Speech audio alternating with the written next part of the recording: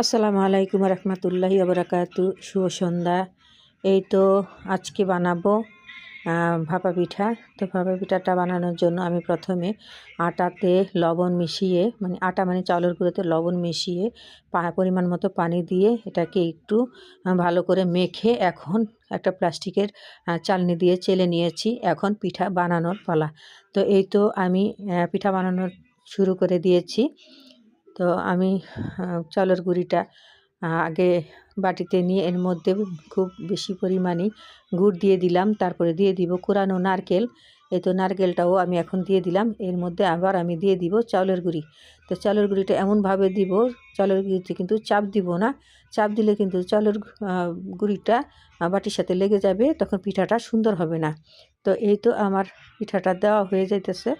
আমি বাটিটা উঠাইয়া এখন ভালো করে চারিদিক থেকে কাপড়টাকে টেনে সুন্দর করে মুড়াইয়া আর এখন একটা ঢাকনা দিয়ে ঢেকে দিব। তো এই তো আমি ঢাকনা দিয়ে অপেক্ষা করতেছি। তো এই তো আমার পিঠাটা হয়ে গেছে আলহামদুলিল্লাহ। এই যে দেখেন মাশাআল্লাহ কি সুন্দরভাবে আমার পিঠাটা হয়ে গেছে। তো এই তো আমার পিঠা দেখেন মাশাআল্লাহ, পিঠাটার লুক কোনো দিকেই কিন্তু ভাঙে চুরে নেই।